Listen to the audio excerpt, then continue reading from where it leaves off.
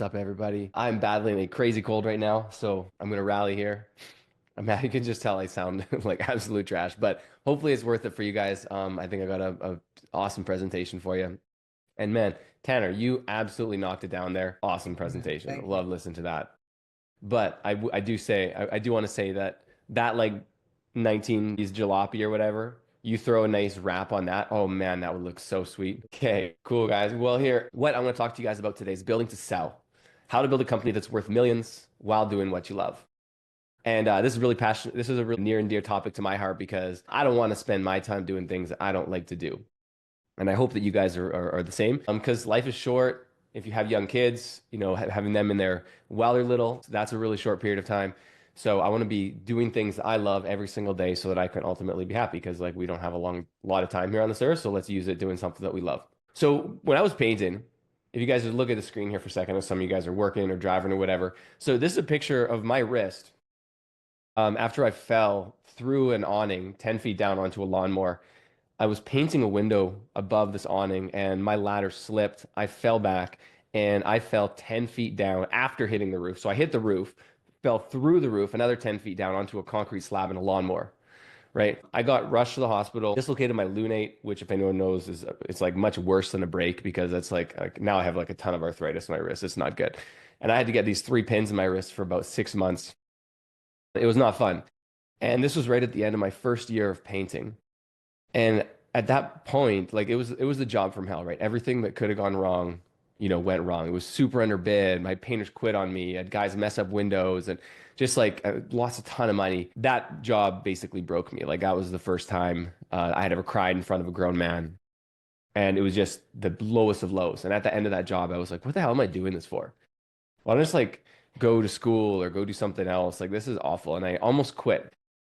And I was really serious about that. Like, I almost quit painting altogether. But I'm really glad that I didn't quit because just 2 short years later, I decided to make a change on that job after that job, and I promised myself that I would never relive the same season like that before, where I'm painting, where I'm running a million miles an hour, where I'm not making any money. Right at the end of that year, actually, when I got my bill from the tax man, I actually had about a $30,000 tax bill and had no money left over either. Right. I'm sure some of you guys have been there as well, especially the start of your business careers where you have a tax bill, you don't have any money saved up.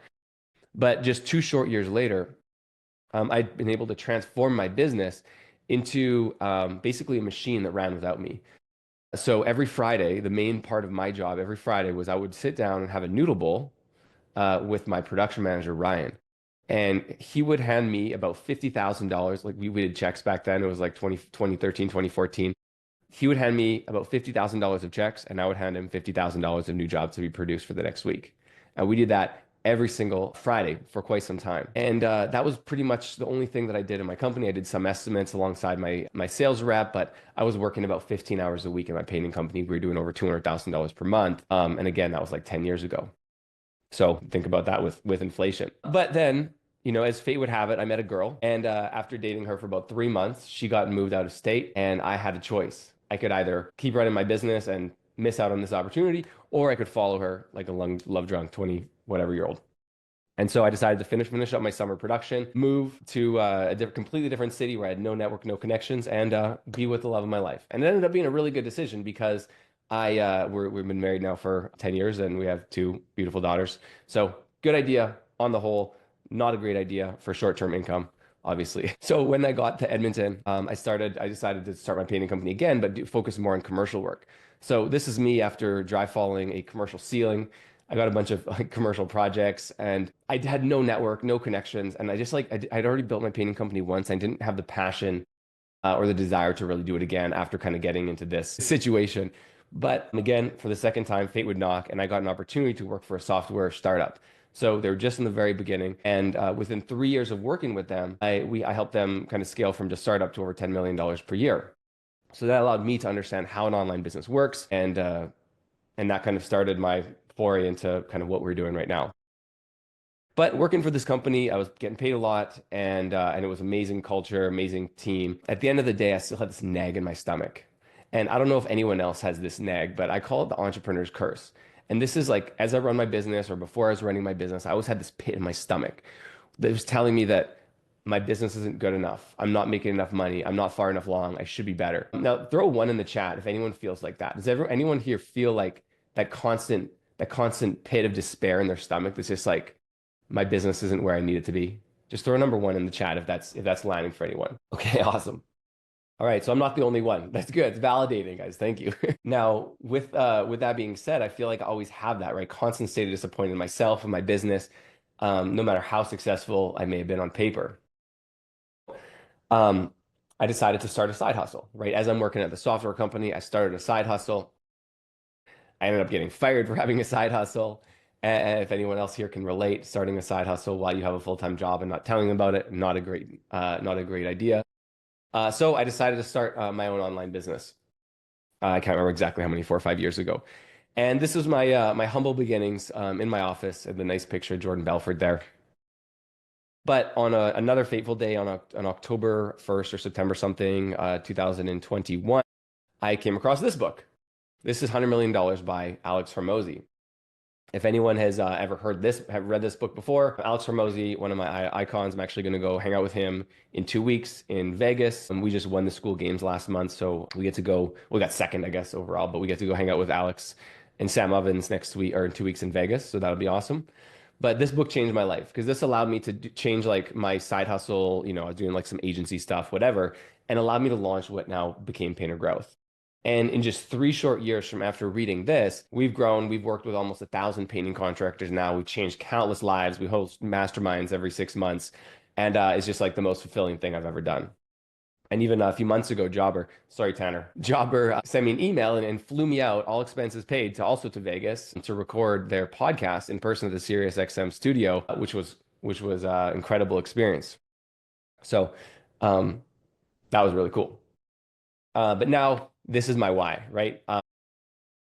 Still with Amanda 10 years later. I have two beautiful daughters. And this is my why, right? This is why I get out of bed. This is why I grind so hard. This is why I do what I do and try to have the biggest impact I can so that I can ultimately provide a great life for my girls. Cool. So now let's get into it. Build to sell. How to build a company that's worth millions while doing what you love. So I want to help you spend more time doing the things that you love. And the purpose is to really give you at least one actionable takeaway that can shift your life. And I do really mean that, shift your life, not just make an incremental change in what you're doing, but if you take what I'm telling you seriously and you just do one of the few things that I tell you to today, it can have a significant impact on your life. So I want you to ask yourself, what do you want to do with your business? Do you want to build it to sell?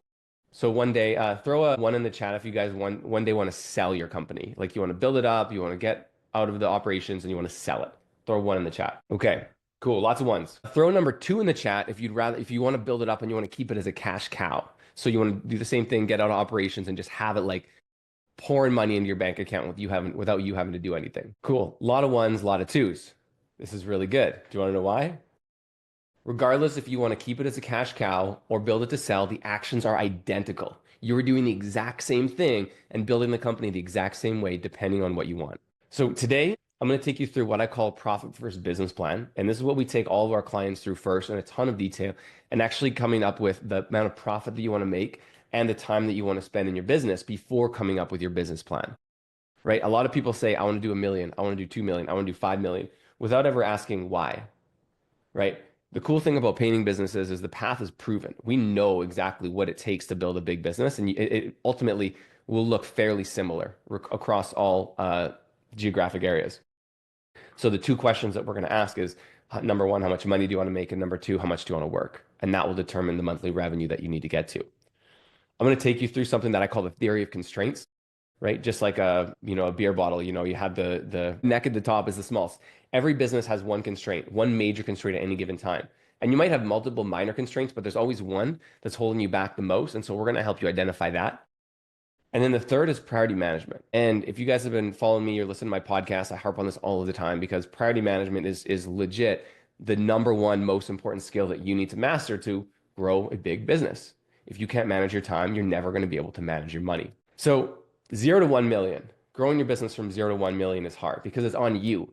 You have to do the estimates. You have to run production. You have to hire the painters. You have to do your payroll, right? You have to do pretty much everything. 1 to 5 million is also hard, but you have a team and it's a lot more fun. Who here would agree that bigger business problems are more fun, right? When I started my business, making like $1,000 swing at something, that was a big move, right? Then as I grew my business, I was now able to make $10,000 swings at things. Right now in my business, we're at a place where we can make $100,000 swings at things and like not really worry about it that much. Like, yeah, it's gonna hurt if it went wrong, but like we can make $100,000 swings and it's not gonna take food off the table, right? And it's just more fun. It's bigger. You get that like that energy. There's a reason why there's high roller tables in Vegas, right? And I'm excited for that point when we get to where I'm able to make $1 million swings at things. And I know a lot of people who have Brandon. Brandon's at a point in his life and his businesses where he's making $1 million swings at things, and it's really cool to see. So here's a quick 1 minute, not even 1 minute video here. This is just Josh, one of our clients we've been working with since last January. Hey, this is Joshua with Coastline Architectural Painting. I've been in business for about 14 months. I was doing $15,000 to $20,000 a month in revenue. After joining Painters Growth with Mike and his team back in December, we are now doing over $200,000 a month in revenue and crushing it. So Josh is an absolute badass. He's in Tampa. And now what we're going to do is just we're going to watch each one of these videos for the rest of my time. Just kidding. That would be nice though, because that'd give me my voice a break. But no, that's what we do. We do that every day. So whether you're chasing your first million or you're on your way to 5 million, what I'm going to talk about to you today is applicable. One more question I want to ask you guys, just so I can understand where you're at. I decided I don't have a slide to do this. If you're like less than 20K, put a 1. If you're per month, less than 20K, put a 1. 20 to 50K, put a 2. 50 to 100K, put a 3. 100K plus, put a 4. So I want to see kind of where y'all are at. A lot of 1s, bunch of 3s, some 4s. Wow, this is all over the place. Cool. Wow. Tanner, you got a full diverse crowd. You got everything here. This is wicked. So this is going to be applicable for you regardless. It's good to know. So why are we business owners? It's a really important question to ask, right? Because it can be hard and thankless. Being a business owner is lonely as hell, especially if you don't have anyone to ask questions to. I know my wife, as supportive as she is, she doesn't want to hear about all my business problems, right? I'm sure a lot of you guys are in the same situation. Like your spouse, like you can talk about it a little bit, but like you're not allowed to talk about it as much as you want, right? So how easy would it be to just work a job? Imagine 4:30 comes around, you turn off and you're 100% with your family, right? Nothing else to worry about. No phone calls, no follow-ups, no estimates to write, no paint spills to clean up, no painters to hire, no HR issues, no payroll. Imagine just that. How easy would that be, right? Simple but boring. Exactly, David. But we're in this because risk equals reward. Because we're taking a higher risk, we're able to get an outsized reward. And there's no limit to how much money you can make as a painting business owner. I personally know, and there are speakers on this panel who are making over $1 million per year in their residential painting business in profit, right? It's absolutely doable. However, most people run their businesses from a place of fear, right? Fear of food, not having enough money for food or groceries or bills. But it's okay if you are currently running your business from a place of fear because insane amounts of wealth and money have been created from this place. But if you can this is kind of like a little higher level stuff, but if you can learn to enjoy the journey and enjoy the day to day regard and see the progress, and I'm really bad at this too. I'm trying to learn. I'm trying to get better at this. If you can see the progress that you're making and enjoy that progress and not just try to chase the end goal, you're going to have a much better time. I used to think that, once I got to my business to $10,000 per month, then I would be happy. Once I got my business to $1,000 per month, then I would be happy. Once I got my business to $250,000 a month, then I would be happy, right? Has anyone ever thought that before, right? I'm sure you guys have. What I realized as the goalposts kept changing, as my business kept getting bigger, is that the top of the mountain is a mirage. You're never going to be happy if that's how you're thinking right now, because you grow your business and your goalposts shift, right? You see it and you first see like you want to get to 10K per month. And then you see like, oh, there's guys doing 1 million a month. I'm a blip. And then you get to 100K per month and you're like, wow, there's guys doing 10 million a month. I'm a blip. And then you get to 1 million a month and you're like, wow, there's guys doing 100, 200 million a month. Like I'm a blip. So the goalposts keep changing and you'll never be happy. I realized I was just an anxious business owner. It's not just about doing more. It's about being happier. It's about enjoying the journey and it's about being present. right? I hate it when I'm with my kids, and I'm sure like a lot of you, I hope I'm not the only one, but I'll like be with my kids for an hour, and I'll realize at the end of that hour that I have no idea what they just did. I don't know what they said to me. I don't know what they were playing with. I don't know what I was doing, but I was not there. And as a business owner, that's like, and a father, like that's not the place that I want to be. So as you build a business, your goals change, right? Number one, you start your business because you want to provide for your family or for yourself, right? You're acting in that place of scarcity because you want to pay the bills. You need that lead. You got one estimate next week and you need them to say yes because that's going to pay for your groceries, right? And it's not a good place to be. I mean, you guys know that customers can smell desperation. And if you are desperate at an estimate, there's 0% chance you're getting that job. And once you can provide for your family, the next step is financial freedom. And I don't mean financial freedom as like yacht money. I mean financial freedom as like, hey, I want to like, I'm not checking the price on things at the grocery store, right? I need some new pants and a new sweater. Like I'm not double checking the price. Having that type of like, it's like a level one financial freedom where you don't need to check price at the grocery store. And once you get to that level, your level your life becomes so much easier and so much more comfortable. But then number three is creating a lasting impact. So once you have that financial freedom, and once you get to level two, level three financial freedom, where now you can, buy a car without really thinking about it, you can upgrade your house, you can do big renovations, not really think about it.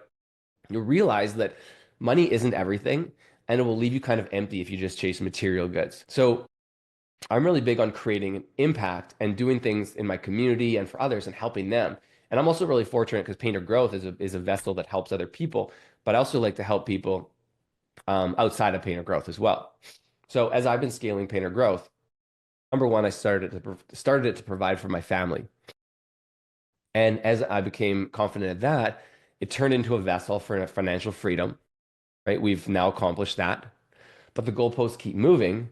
So now I'm trying to create as much impact and positivity in the world as possible. So what I realized as well when I was making this presentation is that this very much follows Maslow's hierarchy of needs, right? And I just didn't really realize it until I went through it, that we start with needing the physiological needs and the safety, love and belonging, esteem, and then self-actualization. So when you have more money, you can do more good. Throw number one in the chat if anyone has ever had a painter complain that you're taking all the profit and you're not doing anything as the business owner, right? How come I'm working so hard as the painter, but you get all the money, right? And Robert, if you've never got that, that's great. A lot of the times this happens because we as business owners have a bad relationship with money and our painters have a bad relationship with money. So when they have a bad relationship with money, they don't understand what an excess of profit can do. And an excess of profit is a good thing for a business because it means job security, because it means consistency, it means safety, it means promotions, it means company picnics and barbecues and fun stuff. It means bonuses. Like, yes, of course, you're going to be able to make money and do the things that you want to do. But if you help enough people get what they want, you're going to be able to get whatever you want. Wise words from the late, great Zig Ziglar. You can also make more impact, right? So I wasn't initially going to share this story, but I wanted to because I felt it really worked with this impact theme here. This was my friend Bruce. Bruce was an ex-police officer. I became good friends with him when I was doing my CrossFit journey several years ago. And he was the healthiest dude I know, absolutely jacked for like a 55-year-old, right? So he got the unfortunate news that he had stage 4 pancreatic cancer. And it took everyone by surprise because he was like super clean eater, super healthy, super fit. And all of a sudden he's got cancer. He's got like 6 weeks left to live. So that was devastating for our whole community. And then his wife started doing a Be Like Bruce triathlon, which was really cool. And last year was the last year of it. And my business had finally gotten to a point where I was able to actually be the title sponsor for this triathlon. And I did this not because was getting clients out of it, right? I'm sure we've all done sponsorships. We're like, hey, if I sponsor this, I hope I can get some ROI on it, right? Guess how many painters probably ran in this triathlon, right? I didn't even care. I didn't want a return on investment. I wanted to support it so they could put this event on and make a big donation to pancreatic cancer research. So that's why I volunteered to be the headline sponsor for it. So the point I'm making here is not to boast or humble brag or anything like that. I do not want to come across like that, but just to say that like when you have money, when you have profit, when you have a good relationship with money, you can do more good things. And I want everyone here to at least do one really, really good thing for their community this year. But typically you need money for that, right? So we've kind of gone over this. When I achieve X, then I'll be happy. And that's a really bad place to be because you're going to achieve X and you're still not going to be happy. So let's enjoy the journey, right? So detaching from the outcome, enjoying the process, showing up better, doing better. This is what we want to do. Let's hang on one second, please. Cool. Aaron, giving away meals for family is 6, even though you only made 77. That's awesome, man. Those meals make a huge impact. So I love to see that, make the impact that you can make, which is awesome. Cool. So the 2 questions that you need to ask yourself before you make your business plan, and this is awesome that it's January 7th. Everyone should be working on their business plans right now. So number 1 is how much profit do you want to make? And then number 2 is what do you want to do with your time, right? Because if you want to get to say 200,000 per month in 200,000 per year in profit, but you're not sure what to do with your time, there's a lot of different ways to get there. And I'll bring you through those right now. Most business owners don't do this. Most don't have a plan. Most work just as hard as they can day in, day out and hope that they hit their goals. So here's 4 examples I'm going to take you through. And if y'all are just painting, just take a minute here and come check this out and watch these numbers because I'm going to be throwing a lot of numbers at you and they're going to be hard to follow if you're just listening. So part-time painter, if you want to paint part-time and you want to make $200,000 per year, you can. And here's how it's going to look. As a painter working part-time, you can make about 37K, about 20 hours a week. That's paying yourself about 25 to 30 bucks an hour every hour you're working as a painter. Then the business needs to earn an extra 162,000 of gross profit, right? Keeping your gross profit separate from your earnings as a painter. At about 4,000 a month in overhead, 50% gross margin on your projects, you need $210,000 of gross margin or $420,000 of revenue, which is about 35K a month. So if you do 35K a month, painting part-time and running everything else in the other time, you can bring home 200K, right? Not too bad, but you're working a lot. Now, the next is not being a painter, just running production and sales. So if you still want to make 200K doing this and your business earns 200K, you have the same about 4K a month overhead, 50% gross margin, you now need 248,000 of gross margin or 496 of revenue or $41,000 per month. Okay. So the difference between making 200,000 working part-time as a painter and not working is only about 6K a month, give or take. Now, having a production manager, or sorry, being the production manager. Nope, this is having a production manager and doing all of the sales. Profit goal. Yeah, Eli, don't have to take a screenshot because I have a interactive spreadsheet for everyone to use that they can grab right after this. So profit goal, 200,000. Business needs to earn 200,000 of net profit. If you have now a 6K month overhead and a 6K per month production manager, you need about a 50% gross, at a 50% gross margin, you now need 344,000 a month. So now you're still making 200,000, but now you need $57,000 per month, but you're only doing sales. So your day-to-day looks very different. And then the last one I have here is production manager and sales rep. If you want to make 200K, business earns 200K, you have overhead, but your gross margin now decreases to 40% because you're paying 10% to your sales rep. You now need 860,000 of revenue or 71K per month. So see where I'm going. If you want to make $200,000 per year, depends what you want to do. And that will take you from either 35,000 per month to $71,000 per month. You'll still profit the same, but what you're doing on the day-to-day basis looks a lot different. You want to start with the destination in mind. So I really like this example. So imagine you want to go on a road trip, and everyone's probably heard this example before, but I have a spin on it, right? So imagine you want to go on a road trip without a map, right? If you go on a road trip without a map, you're probably going to end up in the wrong spot, right? But what if you want to go on a road trip and you get in your vehicle and you get started, you don't have a map, you don't have a destination, but then as you start driving, you realize that you want to go to Hawaii, right? Then in that case, you don't even the right vehicle to get to Hawaii. So this is why goal setting is so important, making sure you're in the right vehicle and you have the right plan and map to get to where you want to go. After we've had clients doing this exercise, we've actually had them lower their revenue goals multiple times because they realized that their revenue goals were just vanity, right? Profit is sanity. Bigger isn't necessarily the goal for everyone. Build a business that creates the life that you want. So if you go to paintergrowth.com/liftoff, I put together a toolkit for you guys with a bunch of spreadsheets. Eli's just going to drop the link in the chat. And basically, we have a bunch of resources and spreadsheets and sales tracking sheets and flyer template and some setup call stuff. But it's very interactive and it's going to help you create your profit first business plan. So in this spreadsheet here, and this profit first business plan, I'll show you guys really quick how this works. It's the fourth tab of this spreadsheet I'm giving you guys. Number one, you're going to change the yellow cell. So here's, you're going to put how much money you want to make. So let's go back to that 200,000. So we go to 200,000, then it's going to, then down here, put in your average job size, your close rate, and how many leads, what your lead conversion rate is, and what your hourly charge rate is. If you're not sure what these last three numbers are, just leave them as is, and it'll kind of create your plan and you can refine it as you go. But essentially, this gives you what you need to do in terms of your revenue, your jobs, your estimates, your leads, and then your production for each type of job, each type of business.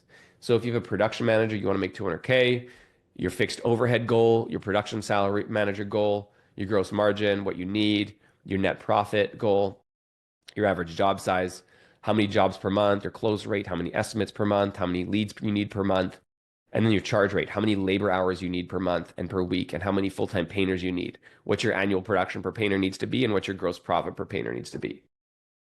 Okay, so this gives you your business plan, and essentially you just need to copy it over here to the week over week tracker to allow you to see how many leads, how many estimates, how many jobs, and how many dollars you need to book and produce every single week to stay on track for that goal. Now, if you guys don't have tools like this already, you need to use them. So take this for free right now. Go to File, make a copy, and you'll be able to make your very own copy of each one of those resources. And this is the type of thing that we do with our clients. And actually, we'll walk you through this step by step. We'll hold your hand. We'll make sure that you know exactly what you're doing so that you can effectively pull that type of plan off. Not just have the plan, but actually execute it well. So you start with your annual profit goal, your gross margin at 50 or 40%, your monthly fixed overhead. Yeah, this is all done with the spreadsheet. I just recently built that. Cool. Then you need a plan to get there. So you need to figure out your average job size, your close rate, and your lead conversion rate. And if you know those three things, you're going to be able to get your marketing plan for how many leads you need a week, how many estimates you need, and how many booked jobs you need on average in order to accomplish that goal. So if you want to do 102K a month and you have a $5,000 average job size, that's 20 jobs a month. At a 40% sales rate, that's 52 estimates a month. At a 70% lead conversion rate, that's 74 leads per month. Divided by 4.3 is 17 leads a week. So essentially, if you can build a marketing machine that gets you 17 leads per week, you can do 100K a month, right? This is how we do it. This is how we build businesses. Very scientific, very numbers-based, very mindful, very demure. This is a super simplified version. We missed like 20 steps in making your custom plan, but this is typically what we do with clients. You'll be able to get started on your own with those spreadsheets. Anna, just click on that link above, paintergrowth.com/liftoff. You can get it for free right now. Next, you need to create a machine that can get you the leads and estimates that you need every week, right? There's a lot of guys here who are in that 1 or 2 category, like sub 50K per month.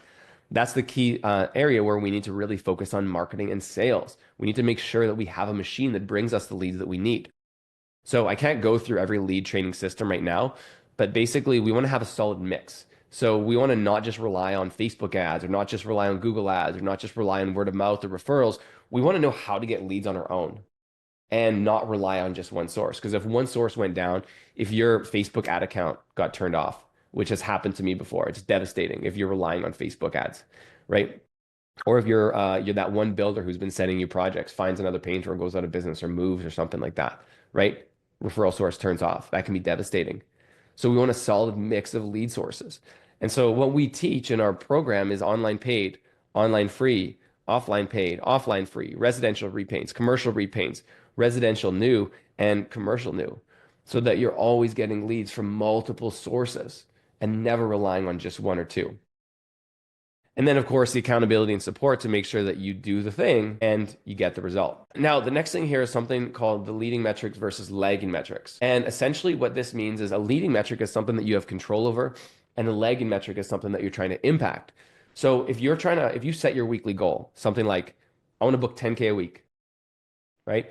It's like, okay, that can be a goal for you, but that's your lagging metric, right? What are the inputs that I need to do to make that lagging metric happen? What are the leading metrics in order to affect that lagging metric? So something that you can control is your number of estimates. How many estimates are you doing? That is an action that you're doing. You can't control how big those jobs are going to be. You can only control to a point. If they're going to say yes, you're going to have, that's why you have averages.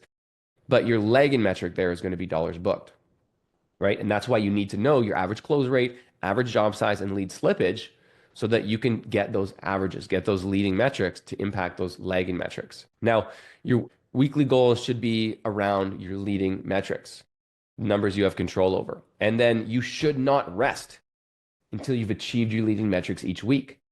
I've talked to countless painters who literally just sit back and wait for the phone to ring. You got no jobs today? I'm going to sit at home and play video games, right? That is not a way to run your business. That is not a way to provide for your family and to be a provider, right? Figure out what that one number is that makes everything else irrelevant. For you, is it leads? Is it estimates? Is it maybe it's hours of production? There's a lot of different things, right? And I'm going to go through the various constraints in a second. You have control of this. You may just not know what to do yet, right? So speaking of constraints, there's my friend Logan, who we worked with, and he had some constraints in his business, notably around sales and marketing. So he was literally, we have a video of it. He was considering shutting down his business and going back to work at a factory in his local town. He didn't know how to get work on his own without buying leads. He used Angie's List, Home Advisor, Bark, Thumbtack, whatever, you name it, and that's how he got leads. But they don't always work, right? He joined our program. Within 60 days, he booked over $75,000 and went from a painter with a couple of helpers to running multiple W2 crews. He implemented systems and data tracking. And 9 months later, he's now producing over 90K a month, and he's only working 40 hours per week, which was a huge win for him. He was working like 60, 70 hours a week before. So that brings me to the theory of constraints. I'm not going to be able to talk after this. It's all good because it's not just about sales, right? Believe it or not, solving sales and getting jobs is the easy part.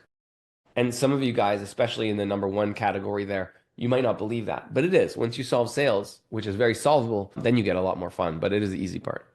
You can only improve your numbers if you know them. So here's a bunch of constraints, and I want you just to reflect on your business to figure out what you feel the constraint might be in your business. We have exercises to help you figure this out, but just reflect back right now. It might come to you. So is it your number of leads that you're getting? Is it your slippage rate? So how many of those leads that are turning into estimates? Maybe that is not a high enough number. Is it close rate? Is it your average job size? Charge rate, which is what you're charging per hour on average to your clients, material and labor included. Is it your gross margin? So what percentage is left over as gross profit after your job? Is it your labor? Is your labor too high? Or is your material cost too high? Are your painters just not productive? They're not producing at the rate that you need them to be producing at? Is your contribution margin per hour, weeks booked out, your time and effectiveness? So figuring out your constraint is really important, right? If you don't know these metrics, your constraint is likely your awareness of your numbers. And 7 and 8 finger businesses know these numbers. You must become data driven. So what is your constraint, right? You might have many that come to mind, but there's always one. But let's work together to see what your opportunities are. Now I got 10 more minutes here still, Tanner, right? We started a little bit late. I got 35 minutes on my clock right now. I'm not sure he's there. Okay. Well, I think we're gonna go about 9 more minutes. Yeah, I'm here, Mike. Try to get it done in 10. Okay, 10 minutes. We got it. So we've built a tool here to help you figure out what your constraint is, whether it's marketing, systems, time, sales, team, production, and numbers. And it's a really cool quiz. And you can go to this right now, quiz.paintergrowth.com, and just save this on your tab to do it afterwards. But essentially, we're going to ask you, Eli, if you can just drop that link in the chat there. So we're going to ask you basically 6 or 7 questions. And each one of these questions is going to help you identify what level each one of your systems is at. So how good is your, okay, Eli just dropped it in the chat there, guys. You can just open it up and save it on a second tab for right now. So how good is your marketing department?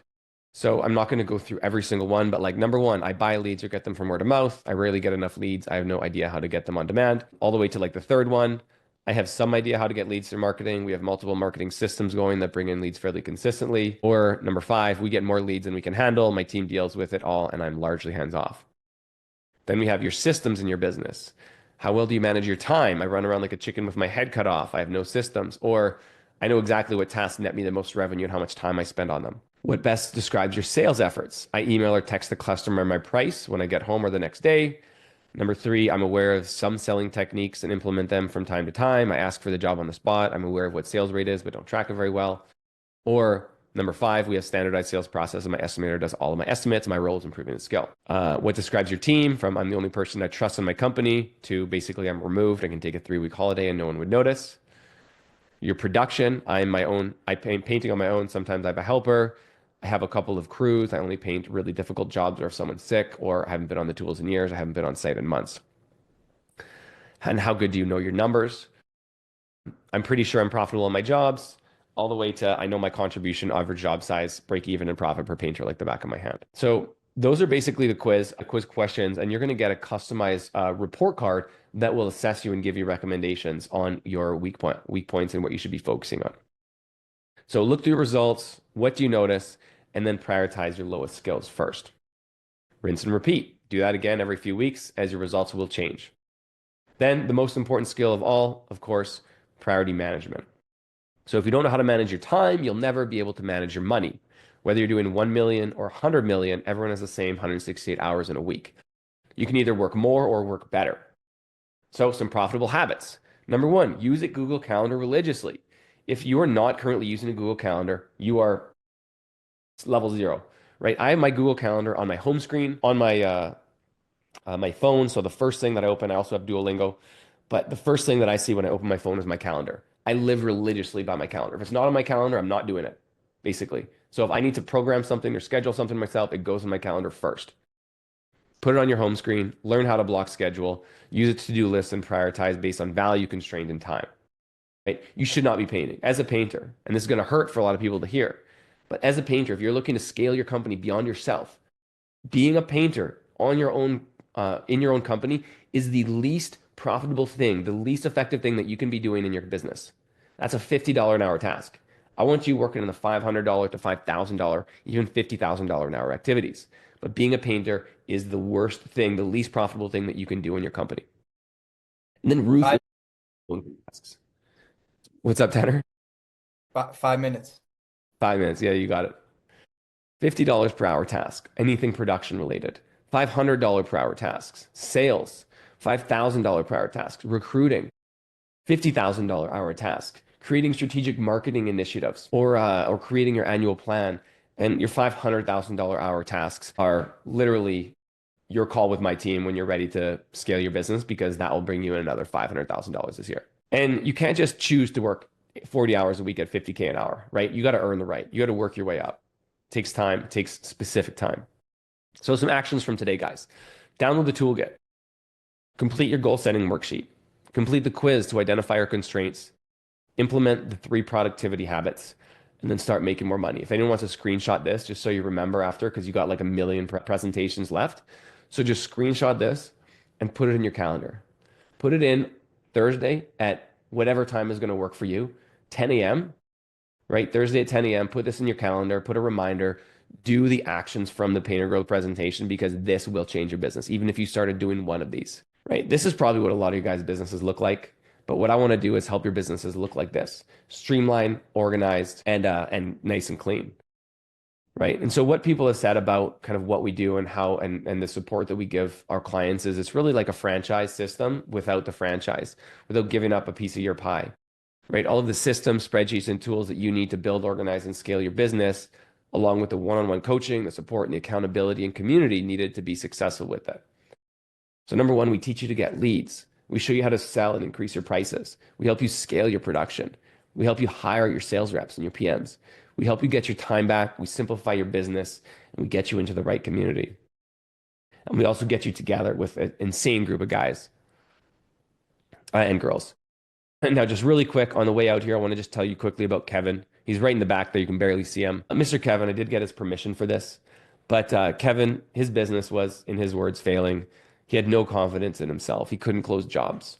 And we were at our mastermind in Phoenix, and his wife started crying as we were talking about his business and how he showed up at home. We did a meditation mindset shift with him. We worked on fixing his energy, his beliefs, and his life changed in that instant. We have it on video, actually. 13 minutes after his meditation, he got an email saying he won a $165,000 project, the biggest project of his life. The next day, he got an email winning a $20,000 project. And then he just posted a ton of wins that he was getting after the after our mastermind. That one project ended up being over $287,000. He 4x his business in 2 months. And I'm just going to skip over this with time. So right now, guys, just start with the toolkit. If you want to talk to me, you can email me, mike@paintergrowth.com, or you can text me 762-254-4116, and I will text you back.